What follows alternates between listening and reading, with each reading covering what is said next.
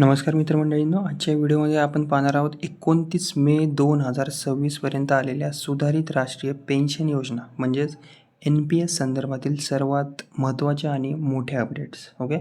सरकारी कर्मचाऱ्यांसाठी पेन्शनसाठी मोठे बदल, 50% पेन्शन नियम, DA अपडेट, नवीन अटी आणि 2026 पर्यंतचा पर्याय, या सर्व गोष्टी आज आपण सोप्या पद्धतीने समजून घेणार आहोत. त्यामुळे व्हिडिओ तुम्ही शेवटपर्यंत हा नक्की पहा.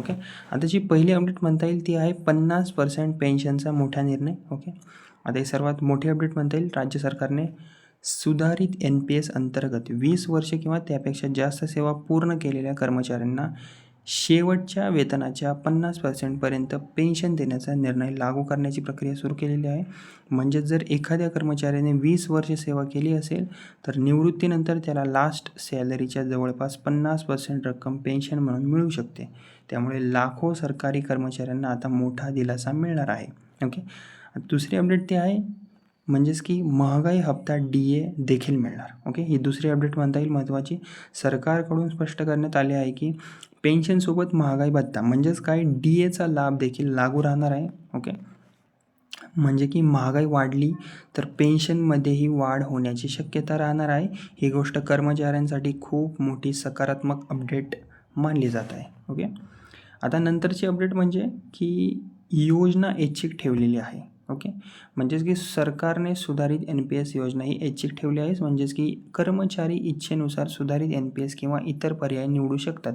यासाठी 31 डिसेंबर 2026 पर्यंत अंतिम मुदत देण्यात आली आहे. म्हणून कर्मचाऱ्यांनी योग्य माहिती घेऊनच पर्याय निवडावा. म्हणजेच की जवळजवळ 1 वर्ष दिलेलं आहे.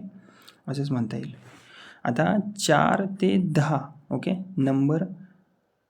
आता 10 ते जे 20 वर्षे आहेत. ही अपडेट चौथी आहे आपली. 10 ते 20 वर्ष सेवा करणाऱ्यांसाठी आता नवीन नियम लागू केले आहेत. ज्या कर्मचाऱ्यांनी 10 ते 20 वर्ष सेवा पूर्ण केलेली आहे त्यांना आता सेवेनुसार प्रमाणात पेन्शन मिळणार आहे. म्हणजेच काय, सेवा जितकी जास्त तितकी पेन्शन तुमची वाढू शकते. तसेच 10 वर्षांपेक्षा कमी सेवा असल्यास 10 वर्षांपेक्षा कमी सेवा असल्यास तर काय होणार, तर महत्त्वाचा नियम म्हणजे 10 वर्षांपेक्षा कमी सेवा असलेल्या कर्मचाऱ्यांना नियमित पेन्शनचा लाभ हा मिळणार नाही. म्हणून अनेक कर्मचारी या नियमावर नाराजीसुद्धा व्यक्त करत आहेत. तसेच कर्मचारी संघटनांची नाराजी, काही कर्मचारी संघटनांनी नवीन अटींवर नाराजी आता व्यक्त केलेली आहे. विशेषतः 10 वर्ष नियम, गुंतवणूक अटी, निवड प्रक्रिया यामध्ये बदल करण्याची आता मागणी होत आहे. तसेच काढलेली रक्कम पुन्हा जमा करावी लागणार का? NPS मधून काही रक्कम काढल्यास ती रक्कम 10% व्याजासह पुन्हा जमा करण्याची अट आता चर्चेत आलेली आहे. यामुळे अनेक कर्मचारी संभ्रमात आहेत. याविषयी काय अपडेट आली तर मी नक्कीच व्हिडिओमार्फत तुम्हाला सांगण्याचा प्रयत्न करेल. तसेच तक्रारी 30 दिवसात निकाली, म्हणजेच काय, PFRDA कडून नवीन नियमांचा मसुदा तयार करण्यात आलेला आहे. त्यामध्ये NPS तक्रारी फक्त 30 दिवसात निकाली काढण्याचा प्रस्ताव आहे. म्हणजेच कंप्लेंट रिझोल्युशन आता जलद होऊ शकते. नंतरची अपडेट म्हणजे की UPS वर्सेस NPS चर्चा आता चांगलीच रंगलेली आहे. सध्या राज्यातील लाखो कर्मचारी UPS आणि सुधारित NPS यामधील योग्य पर्याय कोणता याचा आता जास्त विचार करत आहेत. कारण दोन्ही योजनांमध्ये वेगवेगळे फायदे आता दिसून येत आहेत. आता कर्मचाऱ्यांनी करावं काय? जर तुम्ही सरकारी कर्मचारी असाल तर तुमची सर्व्हिस इयर्स तुम्ही एकदा तपासा. NPS खाते तुम्ही माहिती व्हेरीफाय करा. अधिकृत GR वाचा एकदा. 2026 पूर्वी योग्य पर्याय तुम्ही निवडून ठेवा. तुमचा आर्थिक सल्लागारांचा तुम्ही सल्ला घेऊ शकता.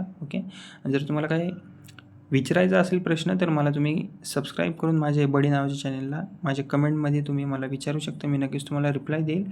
तर मित्रमंडळींनो, तुम्हाला सुधारित NPS योजना ही योग्य वाटते का की जुनी पेन्शन योजना हवी आहे? तुमचे मत मला कमेंटमध्ये नक्की सांगा. आणि व्हिडिओ आवडला असेल तर व्हिडिओला लाईक करा, शेअर करा आणि अशाच सरकारी अपडेटसाठी माझं हे बडी नावाचं चॅनल आहे त्याला सबस्क्राईब करायला विसरू नका. धन्यवाद.